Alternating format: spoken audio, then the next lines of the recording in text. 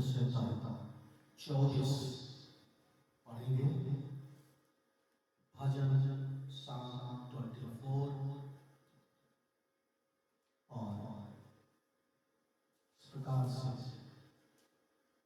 प्रभु के वचन में पृथ्वी और जो कुछ उसमें है वो यहोवा ही का है, जगत और उसमें निवास करने वाले ही, क्योंकि उसी ने उसकी नेव समुद्रों के ऊपर रखी और महानदों के ऊपर स्थिर किया है। यहोवा के पर्वत पर कौन चढ़ सकता है और उसके पवित्र स्थान में कौन खड़ा हो सकता है? जिसके काम निर्दोष और हृदय शुद्ध है, जिसने अपने मन को व्यर्थ बात की ओर नहीं लगाया और न कपट से शपथ खाई है, वो यहोवा की ओर से आशीष पाएगा और अपने उद्धार करने वाले परमेश्वर की ओर से धर्मी ठहरेगा। ऐसे ही लोग उसके खोजी हैं, वे तेरे वंश दर्शन के खोजी याकूब वंशी हैं। हे फाटकों, अपने सिर ऊंचे करो, हे सनातन के द्वारों ऊंचे हो जाओ, क्योंकि यहोवा प्रतापी राजा प्रवेश करेगा। वो प्रतापी राजा कौन है? वो परमेश्वर जो सामर्थी और पराक्रमी है, परमेश्वर जो युद्ध में पराक्रमी है। हे फाटकों, अपने सिर ऊंचे करो, हे सनातन के द्वारों तुम भी खुल जाओ, क्योंकि प्रतापी राजा प्रवेश करेगा। वो प्रतापी राजा कौन है? सेनाओं का यहोवा, वही प्रतापी राजा है। प्रभु आशीष दे अपने वचन में। हमने इन वचनों को पढ़ा और परमेश्वर का वचन में उसके पर्वत पर कौन चढ़ सकता है और उसके पवित्र स्थान में कौन खड़ा हो सकता है। यहां सवाल है। दूसरा उत्तर में है, जिसके काम, जिसके हृदय शुद्ध है। आज पतरस की पत्री और उसका दूसरा अध्याय और पहले पद से हम कुछ बातों से आगे बढ़ेंगे। जिसके काम और हृदय शुद्ध है और जिसने अपने मन को व्यर्थ बात की ओर नहीं लगाया, ना कपट से सम्मान का है। पढ़े क्योंकि दूसरे का पहला पद, जिस प्रकार उन लोगों में पहला पद उसकी पत्री, दूसरे अध्याय का पहला पद, शमौन पतरस की ओर से नहीं, क्योंकि पहला पद फिर देखो कौन सी पढ़ रहे हैं। दूसरा अध्याय और परमेश्वर पिता के भविष्य, पहला पद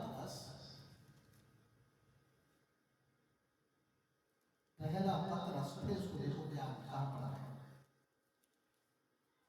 दूसरा अध्याय, इसलिए सब प्रकार का बैर भाव, छल, कपट, डाह और बदनामी को दूर करो, क्योंकि ये सब बातें हमारे हृदय को शुद्ध, न मन को, ये सब प्रकार की, चाहे वो शारीरिक हो, चाहे भौतिक हो, चाहे आर्थिक हो, चाहे सामाजिक हो, चाहे व्यवहारिक हो, चाहे व्यापारिक हो, चाहे जहां कहीं छल या कपट, वहां पर परमेश्वर का वचन कहता है हमारा हृदय शुद्ध नहीं हो सकता। और परमेश्वर कहता है इनको अपने हृदय से, अपने जीवन से इनको अलग करना, इनको अपने जीवन से अलग करना। क्यों? इसी में दूसरे पद में लिखा है, इसी का 5वां पद पढ़े। जिनकी रक्षा परमेश्वर की सामर्थ्य से नहीं, 5वां पद, दूसरे पहला पत्रस दूसरा अध्याय 5 पद।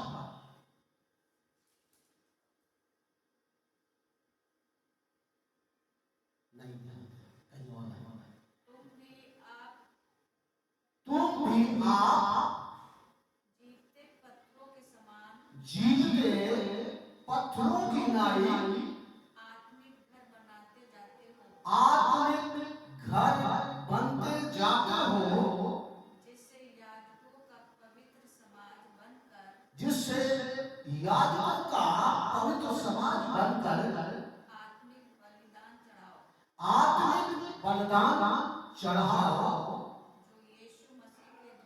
जो यीशु मसीह के द्वारा परमेश्वर के गवाह हैं। परमेश्वर के गिरह है। गिरह का मतलब है मुकम्मल। गिरह का मतलब है परमेश्वर, मसीह यीशु के द्वारा परमेश्वर के बराबर। तुम यीशु मसीह के द्वारा परमेश्वर के बराबर बन जाओ, बनते जाओ, बनना।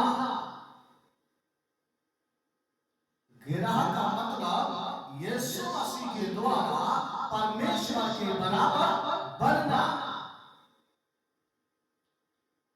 लेकिन यीशु मसीह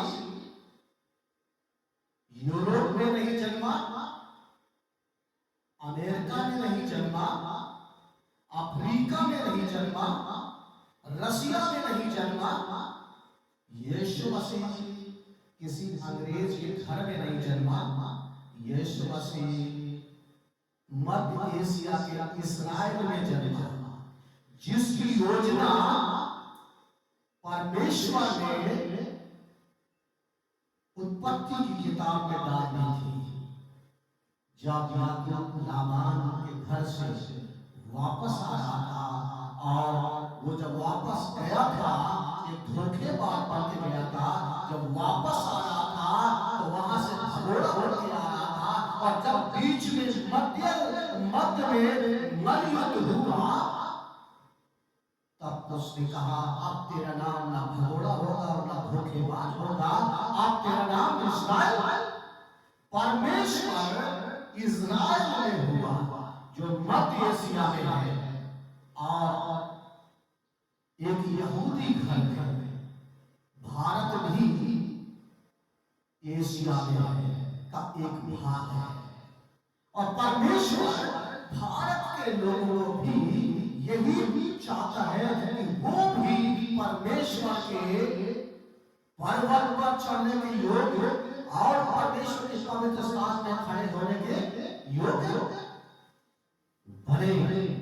उनके काम, उनके हृदय जो हमारी शक्ति से शुद्ध नहीं हो सकते, परमेश्वर हमारे हृदय को क्या करने के लिए, शुद्ध करने के लिए परमेश्वर ने यीशु मसीह को भेजा। उनका पृथ्वी पर आने का मतलब था मनुष्य और परमेश्वर के बीच की दूरियों को खत्म करना और दोनों के संबंध को जोड़ना। यह उन सब बातों से अलग है जो परमेश्वर के समान बन सके। बाइबल के निर्गमन की किताब 29 अध्याय में और उसका 46 पद में, निर्गमन 29 और 46 पद में नीचे के लाइन में कहता है परमेश्वर यहोवा परमेश्वर हमारे मध्य, यहोवा परमेश्वर हमारे मध्य निवास साथ रहे। परमेश्वर हमारे 29 का 46 का अंतिम पद है, 29 का अंतिम पद है, देखिएगा और अंतिम लाइन है।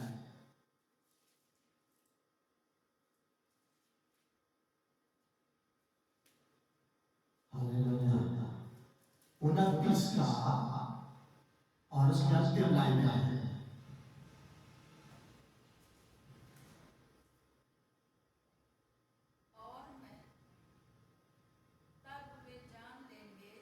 तब वो जान लेंगे कि मैं यहोवा उनका परमेश्वर हूँ, मैं यहोवा उनका परमेश्वर हूँ, जो उनको मिस्र देश से इसलिए निकाल ले आया कि उनके मध्य निवास करूं। परमेश्वर हमारे मध्य निवास करने के लिए इसलिए मध्य में आया ताकि वो उत्तर दक्षिण पूर्व पश्चिम हर तरफ को हमसे और हमारे साथ रह सके। मैं ही उनका परमेश्वर यहोवा, और लोग पता चल जाए यही मेरा परमेश्वर है। परमेश्वर का वचन पहला पहले अध्याय और उसमें 30वें पद में परमेश्वर ने उसने हमें नया जन्म इसलिए दिया है एक जीवित आशा के लिए, जीवित आशा के लिए, उस आशा के लिए नहीं जिसका कोई महत्व नहीं है, उस आशा के लिए नहीं जिसका कोई मतलब नहीं है, जिसमें कुछ नहीं है, परंतु उसने जीवित आशा दी है ताकि उस जीवित आशा के द्वारा से हम उन बातों से जो हमारे जीवन की और परमेश्वर के मध्य में जो खाइयां और बुराइयां खड़ी थी वो नए जीवन के द्वारा से उन्हें हटा दूर कर देता है। बैर, डाय, छल, कपट, बदनामी, ईर्ष्या, जलन कभी किसी को नहीं परमेश्वर के बराबर बनने देगा। ये परमेश्वर के बराबर कभी किसी को नहीं बनने देना है। परमेश्वर चाहते हैं कि लोग बने। यीशु ने कहा तुम मित्र हो, बाइबल कहती है कि जितने यीशु में हैं वे पुत्र हैं। नीति वचन कहता है लोहा लोहे को जैसे चमका देता है वैसे अच्छे मित्र की संगति भी क्या कर देती है, उन्हें चमका देती है। परमेश्वर का वचन कहता है जो लोग संपत्ति पर भरोसा करते हैं, ताकत पर भरोसा करते हैं, लोगों पर भरोसा करते हैं या पद पर भरोसा करते हैं, संसाधनों पर भरोसा करते हैं और तमाम चीजों पर भरोसा करते हैं, परमेश्वर का वचन कहता है वे शर्मिंदा होंगे। परंतु जो परमेश्वर यहोवा पर भरोसा करेगा वो कभी शर्मिंदा ना होगा।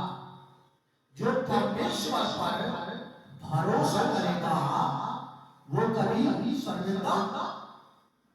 परमेश्वर नहीं चाहता है कि कोई व्यक्ति शर्मिंदगी का जीवन जिए। परमेश्वर नहीं चाहता कि कोई व्यक्ति किसी पर उंगली उठाए। परमेश्वर चाहता है हर एक व्यक्ति परमेश्वर के योग्य बने।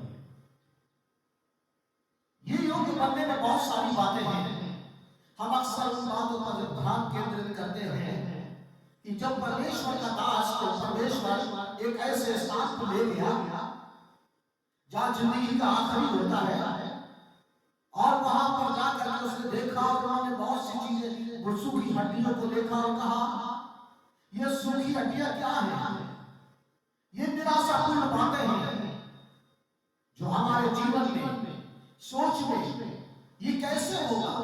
ये कपट हमसे नहीं हट सकता है, ये बुराई हमसे नहीं हट सकती है, ये गालियां बकना हमसे नहीं हट सकता है, ये छल हमसे नहीं हट सकता है, ईर्ष्या हमसे नहीं हट सकती है, जलन हमसे नहीं हट सकती है। ये वो तमाम निराशापूर्ण बातें हैं जो हमारे जीवन को, हमारे भविष्य को और हमारे आने वाली भी समाप्त करती है। परमेश्वर का वचन कहता है जो कुछ मनुष्य से ना हो वो परमेश्वर से हो सकता है। उत्पत्ति किताब 18 में कहता है क्या परमेश्वर के लिए कोई काम अनहोना है? मनुष्य के लिए हो सकता है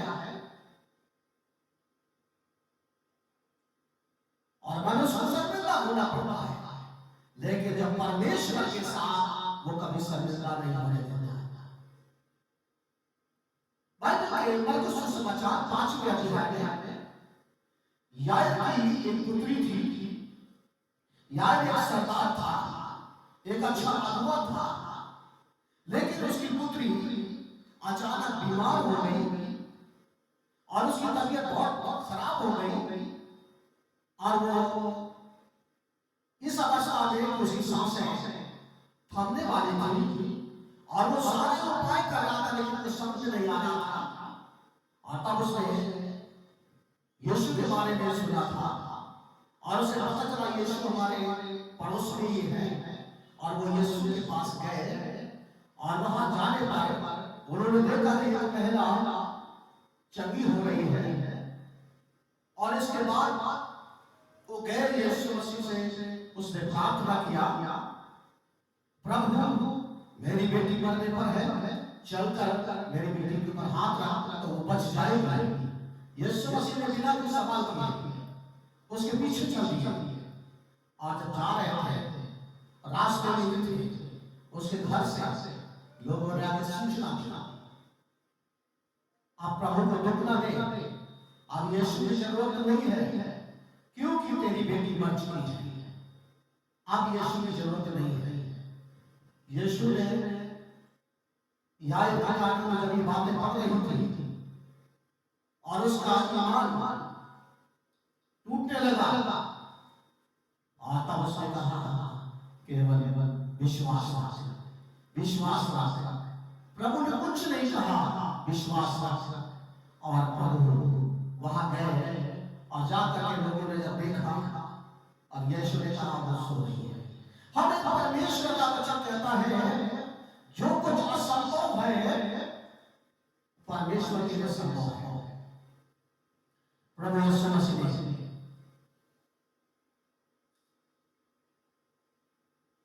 वो तमाम हड्डियां, वो तमाम प्रकार की बातें और जब परमेश्वर की विश्वास रखा और बाइबल कहती है जब परमेश्वर के दास के ऊपर पवित्र आत्मा आई उसने कहा तू जानता है परमेश्वर ने सवाल किया था और तब वो भविष्यवाणी कर रहा था और अचानक मेरे होने लगे, अचानक अद्भुत काम होने लगे। जब लोग परमेश्वर का वचन को सुनेंगे तो लाजर के समान लोग मुर्दे पर से भी बाहर निकल। जब परमेश्वर का वचन लोगों के जीवन में हृदय में पहुंचेगा फिर कोई कब्र भी उन्हें रोक। जब कब्र नहीं रोक सकती है तो इन सब चीजों की बुराइयां लोगों के जीवन में बदलने से नहीं हो सकती है। कोई भी ताकत नहीं रोक सकती, कोई भी निराश नहीं कर सकता है क्योंकि हमें मालूम है परमेश्वर का वचन सामर्थी है, परमेश्वर का वचन अद्भुत है जो लोगों के जीवन में काम आता है। पतरस की पत्री पहला पतरस और वहां परमेश्वर के वचन में लिखा है 4 पद में पढ़े और उसका दूसरा 4 पद जो कोई ये कहता है मैं उसे जान गया हूं, नहीं शायद हमारा ध्यान कहीं अलग है। पहला पतरस दूसरा अध्याय और 4 पद इस प्रकार से लिखा है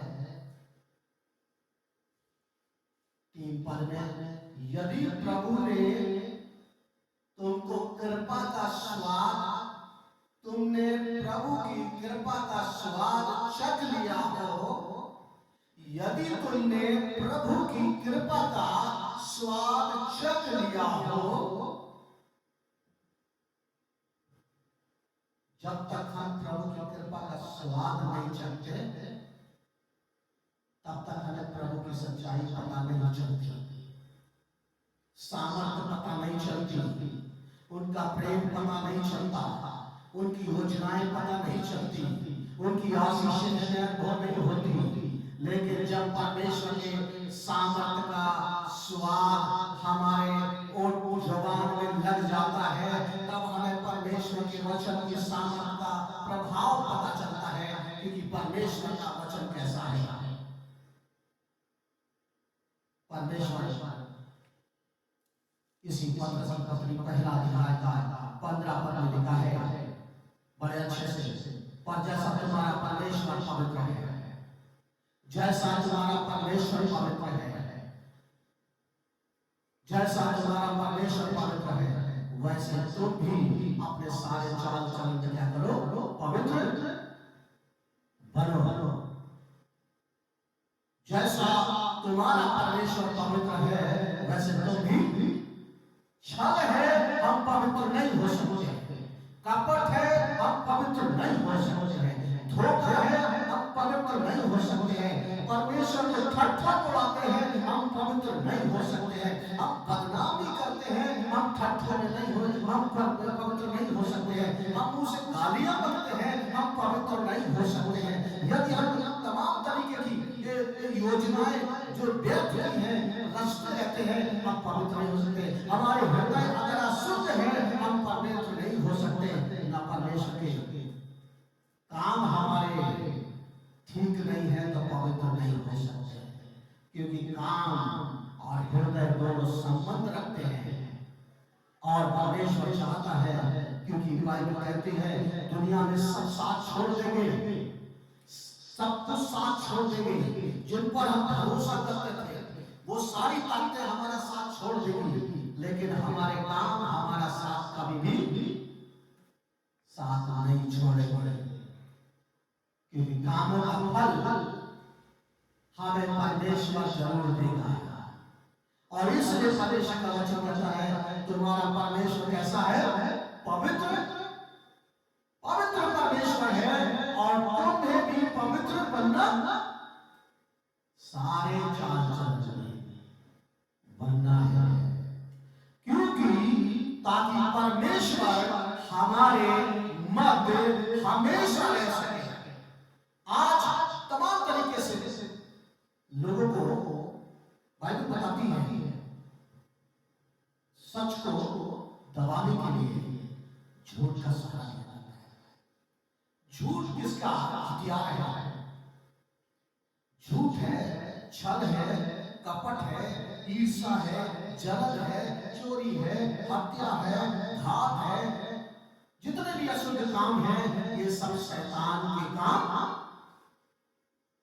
परंतु परमेश्वर का काम है आनंद, शांति, मेल, कृपा, भलाई, दया, करुणा, सच्चाई। परमेश्वर ये निर्णय अफ्रीका और अमेरिका वालों ने तो एक्सेप्ट कर लिया, लेकिन हम आज भी नहीं एक्सेप्ट कर पा रहे। परमेश्वर के वचन में इसलिए बाइबल कहती है उसने दूसरे पहले पढ़े, इसलिए सब प्रकार का क्या किया जाए, बैर भाव, छल कपट, डाय और बदनामी को दूर करके और हमें परमेश्वर की योग्य बनना, परमेश्वर की योग्य समान बनना।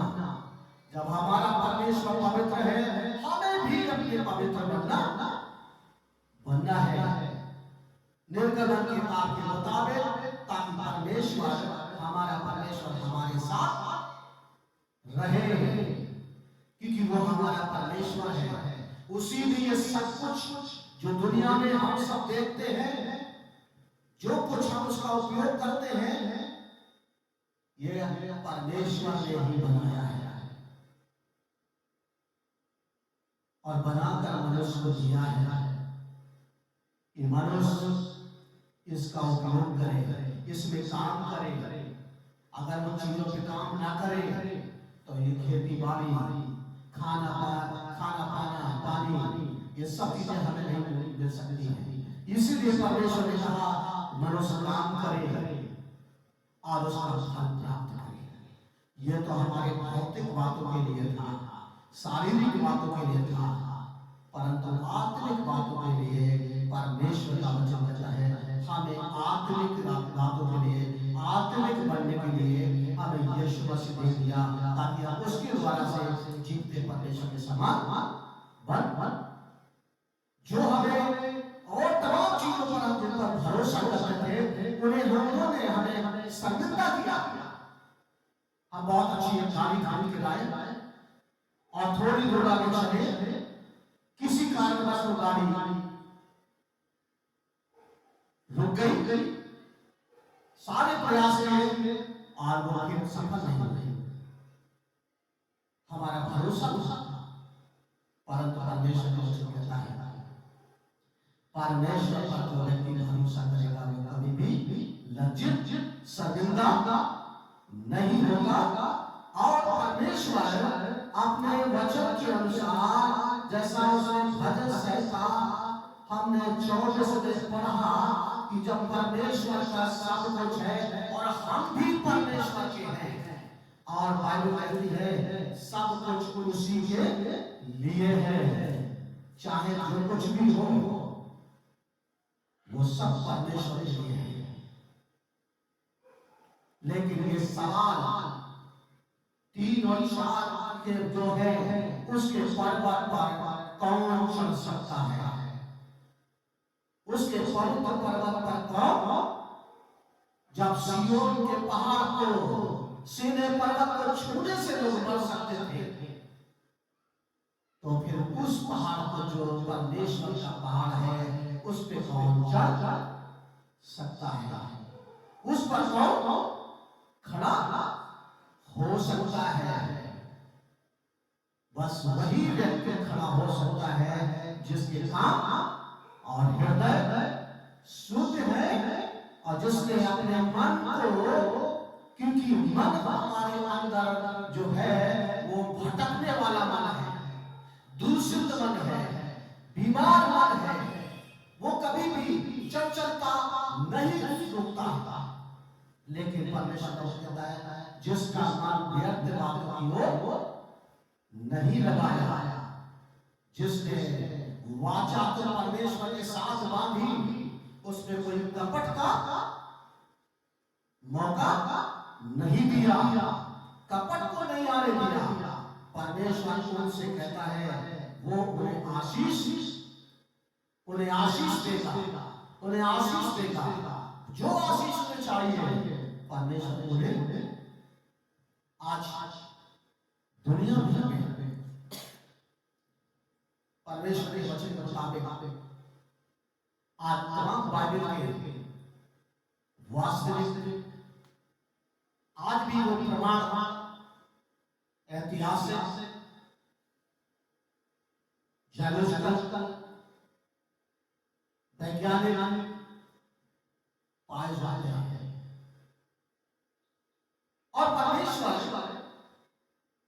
एक बस यही कि ये सब कैसे हुए, जैसा यह 37 में वो कैसे हुआ, असंभव है। लेकिन बाइबल कहती है मनुष्य के लिए असंभव है, लेकिन परमेश्वर के लिए कुछ भी असंभव नहीं है। और यही असंभव परमेश्वर ने हमें यीशु दिया है, ताकि इसके द्वारा हम अपने जीवन को, अपने भविष्य को, अपने बच्चों को, अपने कामों को, अपने हृदय को, अपने मन को शुद्ध बना सके। धन्यवाद परमेश्वर, धन्यवाद, धन्यवाद। आइए हम प्रार्थना चले। धन्यवाद, धन्यवाद, धन्यवाद प्रभु। सचमुच तेरे पर्वत पर कौन खड़ा हो सकता है, कौन चढ़ सकता है तेरे पवित्र स्थान में। वही जिसके काम, जिसके हृदय, जिसके मन शुद्ध है। प्रभु यीशु मसीह आज हम सब अपने हृदय को तेरे सामने रखते हैं। हमारे हृदय में प्रभु तेरे दास ने महसूस किया और लोगों को कहा अपने जीवन में से तुम ये सब बातें पत्रस के मुताबिक ये बातें तुम से दूर की जाए और तुम्हें इसके लिए यीशु मसीह के द्वारा से परमेश्वर के साथ बराबर बनो, ताकि तुम परमेश्वर के साथ उस पृथ्वी पर हमारे मन रह सके और उसके राज्य में भी हम साथ रह सके, हमारी सीमाओं के बाद भी हम साथ रह सके। प्रभु धन्यवाद देते हैं कि आपने हमें एक ऐसा प्रभु दिया है, ऐसा यीशु दिया है जो हमारे हृदय को, हमारे मनों को, हमारे जीवन को इस योग्य बनाता है। प्रभु आज जो लोग तेरे वचन को सुनते हैं, प्रभु एक ही से बातचीत करें, एक ही को आशीषित करें। जहाँ जहाँ जो बातें निराशा उनके लिए है, परमेश्वर के जीवन में आज और इसी समय वो आशा में बदल जाए, क्योंकि तूने जीवित आशा के लिए हमें नया जीवन दिया है। वो दे रहा है, वो जीवित आशा दे रहा है। इसलिए पिता परमेश्वर प्रार्थना करते हैं उन तमाम लोगों के लिए जिनके आगे संतान नहीं है, परमेश्वर आज उनके जीवन में भी आप काम करिए, निर्माण कीजिए प्रभु जी, ताकि वो भी अपने जीवन में संतान पाकर तुझे महिमा दे सके। जो आजकल में आंसू बहा रहे हैं परमेश्वर, उनके जीवन में बहुत सी ऐसी बातें हैं, बहुत सी बुराइयों ने कब्जा कर रखा है, जिस कारण से घर के अंदर शांति है, परमेश्वर में एक आनंद आ जाए। प्रभु यीशु मसीह के नाम से हम प्रार्थना करते हैं, जहाँ आज बहुत सारी बातें हैं, प्रभु का नाम में प्रार्थना करते हैं, वहाँ तेरा धार्मिकता सामर्थ्य, क्योंकि वो प्रभु जी जो हमें यीशु मसीह में हमें आशीषित करता है, प्रभु होने में कि लोग तेरी महिमा कर सके। हम धन्यवाद देते हैं परमेश्वर आपके वचन के लिए, धन्यवाद परमेश्वर आपकी अगुवाई के लिए, धन्यवाद परमेश्वर आप इस बात को समझाने के लिए। परमेश्वर ये सब कुछ तो तेरा है, लेकिन हम भी तेरे हैं। प्रभु लोग के मन में ये बातें आने दीजिए, आने दीजिए परमेश्वर। जैसे तेरे वचन में लिखा है कि वो कब्र से जब तेरे वचन को सुना, वो कब्र से बाहर निकल आया, तो लोग इस पृथ्वी पर जो चलते करते हैं, परमेश्वर ये लोग भी तेरी निकलती की महिमा करें। हम धन्यवाद करते हैं आज के दिन में प्रभु जी सुने के वचन आशीष आशीष अपने सामने से प्रभु हर एक मन को छू लीजिए, हर एक हृदय को छू लीजिए, हर एक से बातचीत करें। यदि कोई दुर्बलता में है प्रभु, इसी समय हम यीशु के नाम से चाहते हैं, जो आज सामने के घेरे में है, यीशु के नाम में वो सारी बातें हट जाए और एक दृढ़ विश्वास आ जाए, और वो अपने जीवन में जैसे वो न्याय में अपने जीवन में देखा प्रभु काम को, वो अपने जीवन में आनंद पाया, वो लोग भी पाकर तेरी महिमा कर सके। धन्यवाद देते हुए इस विनती को अपने मुक्तिदाता यीशु के नाम में सुना। आमीन। हालेलुया।